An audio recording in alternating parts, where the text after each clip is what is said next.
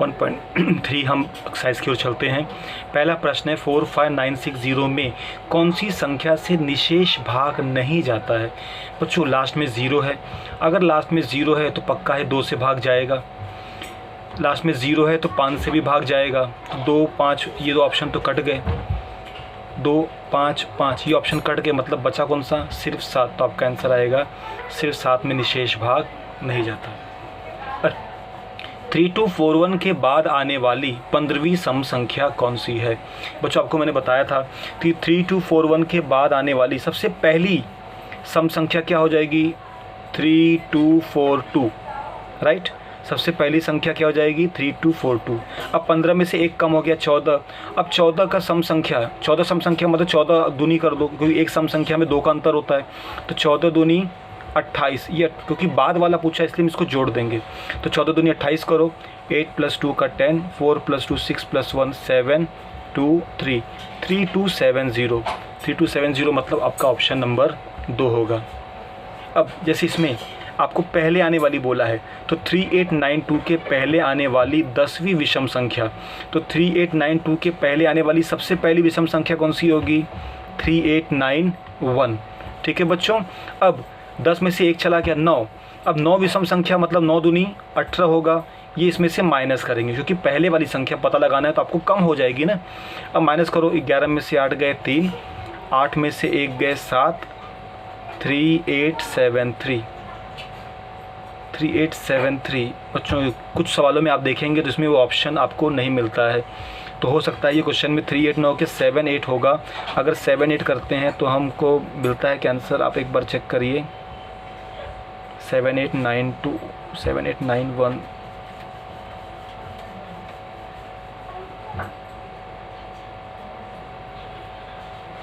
बच्चों ये क्वेश्चन गलत है, तो क्वेश्चन नंबर 3 आप जाने दीजिए, इसमें रॉन्ग क्वेश्चन भी होते हैं, तो इस प्रकार से आप कर सकते हैं।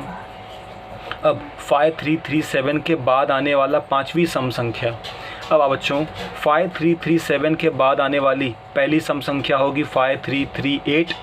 अब बाद की 4 संख्या तो अब वो तो हम काउंट भी कर सकते हैं, 5340, 5342, 5346, 5348, 5350। अब 11वीं सम संख्या, अभी 5338 ये आपकी पहली सम संख्या है, 11 में से 1 गया 10, 10 दूनी 20, 20 इसमें जोड़ दो, 8 3 2 5 5358। तो 5वीं सम संख्या जो है वो 48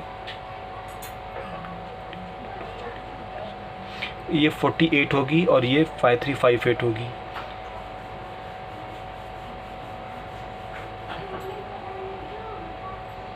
छियालीस 46, क्योंकि बच्चों पहली 5338 है तो दूसरी 5340, 42, 44 और 46 होगी। अब इनके दहाई स्थान के अंकों में कितना अंतर है, इसका दहाई स्थान का है 4 और इसका दहाई स्थान का है 5, तो 5 - 4 कितने का अंतर हुआ, 1 का अंतर हुआ। इस प्रकार से बच्चों हम इसको सॉल्व कर सकते हैं। अब आगे बढ़ते हैं क्वेश्चन नंबर 9 में, 1 अंक वाली सबसे छोटी विषम अभाज्य संख्या। बच्चों आप जानते हैं 1 अंक वाली सबसे छोटी विषम अभाज्य संख्या होती है 2, और 2 अंकों वाली सबसे छोटी संयुक्त संख्या, 2 अंकों वाली सबसे छोटी संख्या होती है 10, और चूँकि वो 2 के पार में जाती है तो सही संख्या, तो सबसे छोटी संयुक्त संख्या 10 होगी 2 अंकों वाली। का गुणनफल, इन दोनों का गुणनफल 10 दूनी कितना हो जाएगा 20, और योगफल तो 10 और 2 कितना हो जाएगा 12।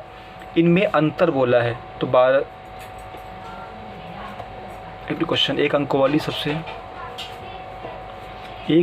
सबसे अच्छा छोटी विषम संख्या, सॉरी बच्चों, सबसे छोटी विषम अभाज्य संख्या है वो 3 होती है, ठीक है, तो ये 30 आएगा, और इनका अंतर हो जाएगा 13, तो 30 में से 13 गए, 10 में से 3 गए 7, 2 में से 1 गए 17 इसका आंसर आता है, मतलब ऑप्शन नंबर 4।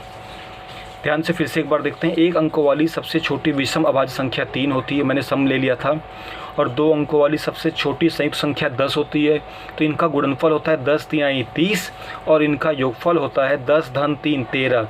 इनका अंतर तो 30 में से 13 माइनस कर दो, 17 बच्चों आपको मिल जाएगा। इसी क्रम में हम आगे बढ़ते हैं। नेक्स्ट क्वेश्चन है 31 से 40 और 61 से 70 तक अभाज्य संख्याओं के योगफल के अंतर का दुगना कितना होगा। बच्चों यहाँ पे आपको थोड़ा सा ध्यान देना पड़ेगा। आपको मालूम होना पड़ेगा कि 31 से 40 के बीच की अभाज्य संख्याएं कौन सी होती हैं। 31 से 40 के बीच में जब अभाज्य संख्याओं की बात करते हैं तो सबसे पहला है 31, उसके बाद 32, 33, 34, 35, 36, 37 और 39। खाली एक ही आवाज़ संख्या आती है 37। 39 तो 3 के पाड़े में जाता है।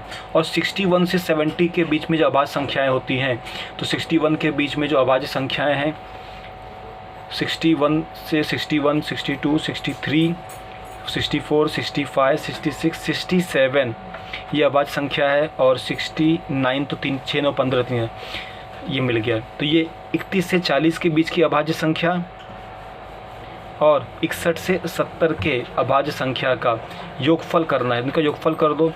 7, 7, 14 का 4 हासिल गया, 1, 6, 3, 9, 1, 10, 104 आएगा। अब अंतर, अच्छा सॉरी, योगफल के अंतर का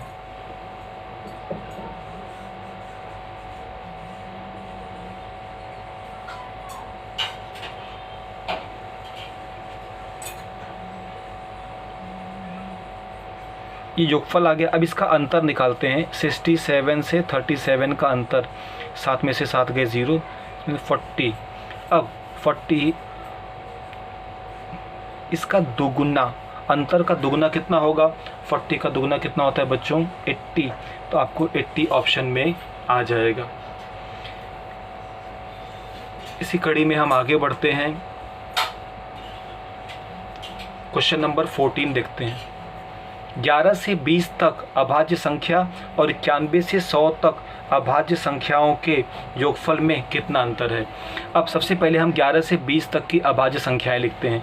11 से 20 तक की जो अभाज्य संख्याएं हैं बच्चों, 11 से 20 तक की अभाज्य संख्या कौन सी होती हैं 13, 11 भी काउंट कर लो, 11, 13, 17 और 19। इसको जोड़ो, 9, 7, 16 तो 19 से 20 का 0 हासिल किया, 2, 2, 1, 3, 4, 5, 6।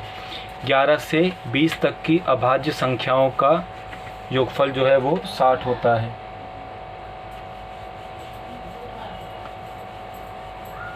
अब 91 से 100 तक अभाज्य संख्या है बच्चों। 91 से 100 तक अभाज्य संख्या में एक ही संख्या आती है, वो है 97। तो इनके योगफल में कितना अंतर है। अब हमें क्या करना पड़ेगा, सबसे पहले इनका योगफल निकालना पड़ेगा।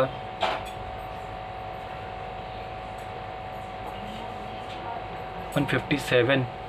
अब इसका अंतर, एक सेकेंड बच्चों, ये क्वेश्चन भी थोड़ा सा बराबर नहीं है क्योंकि 11 से 20 तक की अभाज्य संख्याओं का योगफल आता है 60 और 91 से 100 तक अभाज्य संख्याओं का योगफल आता है 97 और इन दोनों का अंतर होता है 30। बट ये 30 ऑप्शन में नहीं है। इसका मतलब कुछ सवाल इसमें गलत होते हैं बच्चों। बहुत सारे आपको इसमें गलत सवाल मिलेंगे, आपको घबराना नहीं है। जो सवाल आपको जिसके आंसर उसको आप लीव कर दीजिए, छोड़ दीजिए। एग्ज़ाम्स में इस तरह के सवाल नहीं आते हैं। बुक्स में कुछ प्रिंटिंग मिस्टेक की वजह से अक्सर कुछ सवाल गलत होते हैं। तो बच्चों अब इस प्रकार से बाकी सवाल आप स्वतः हल करेंगे। जो भी आपको डाउट्स होगा आप मुझे पर्सनली पूछ सकते हैं।